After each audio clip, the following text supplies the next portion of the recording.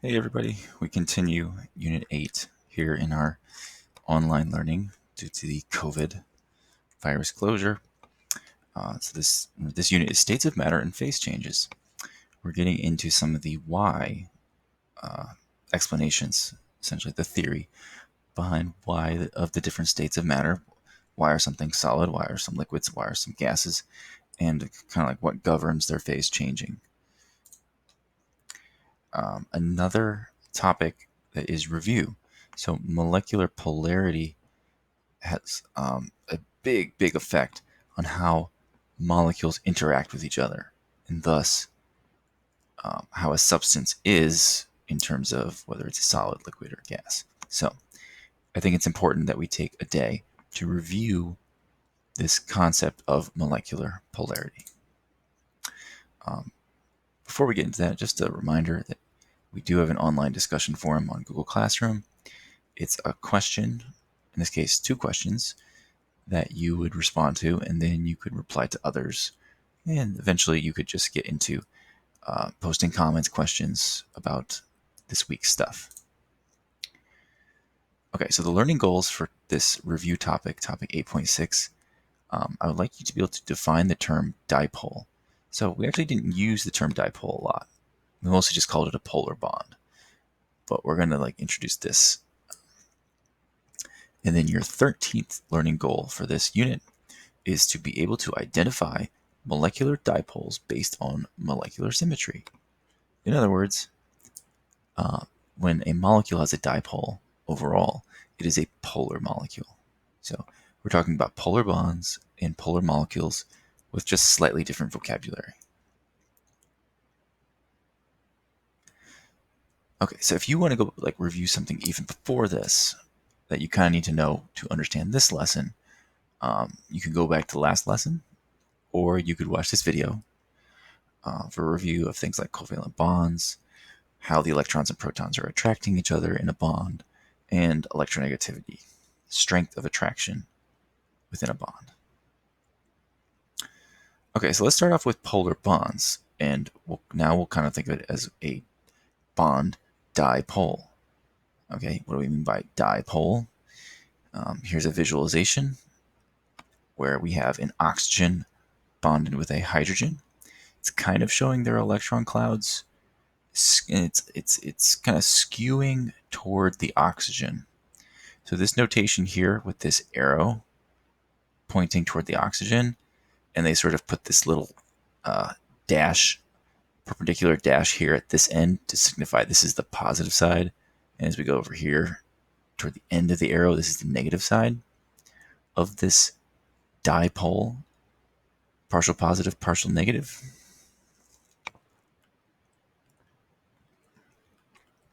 Partial positive, partial negative, right? It's not full negative and full positive. Those would be ions. It's just when the density of electrons gets skewed to one side, we give it these partial charge symbols. So atoms in a polar covalent bond differ in ability to attract electrons in that bond. In other words, they differ in electronegativity. So here's the example is the oxygen bonded to hydrogen. Oxygen is better at attracting those electrons in the bond. So we give it on a 0 to 4 scale. So this electronegativity scale, sometimes called the Pauling scale, named after an American chemist. For electronegativity, goes from 0 to 4. 4 meaning you pull really well. 0, closer to 0 meaning you do not pull on those electrons very well. So a 3.4 rating is pretty good. Oxygen pulls really strongly on any sort of electrons that are in a bond involving it. All right, so a dipole, these shared electrons are held closer to one side of the bond, creating electric poles. You get a partial negative pole. That will be with the more electronegative atom, oxygen in this case. You get a partial positive pole with this, this squiggly D positive on the less electronegative atom, hydrogen in this case.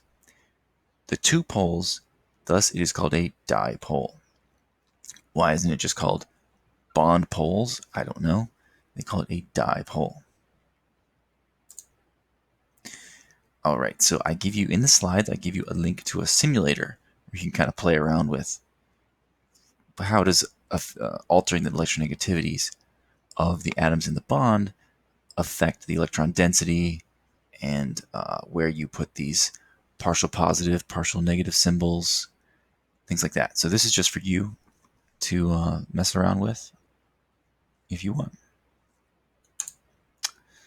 Okay, so bonds can be polar, and then a step further from that, we think about molecules and whether the molecule is polar. Okay, so two examples for you visually here: carbon dioxide and water.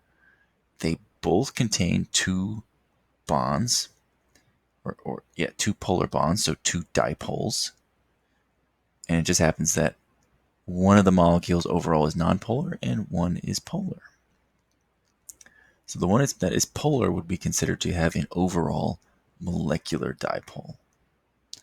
And the one that's nonpolar would not have a molecular dipole because its bond dipoles cancel out. Notice how they're equal dipoles because it's carbon to oxygen over here, carbon to oxygen on the other side, and opposite directions of these dipoles and equal strengths. So really, the molecule doesn't really look any different on this side compared to this side. Okay, so a formal definition: molecular dipole. Sort of as I was saying, this occurs when one side of the whole molecule is partly negative and the other side is partly positive. Lost a bit of text here, but both CO2 and H2O contain polar bonds. Yep, because there is a significant enough electronegativity difference between carbon and oxygen, and in this case, oxygen and hydrogen. But in CO2, those dipoles cancel out due to symmetry, but in H2O, they do not cancel out because there is not symmetry. In fact, they actually add together in a sense. See, like positive, negative, because the negatives are both over here, you get even more negative than a single one. They sort of add up. Okay, so at this stage, you could go back to a very similar simulator as the bond polarity, and you could look at molecule polarity for this sort of bent molecule setup.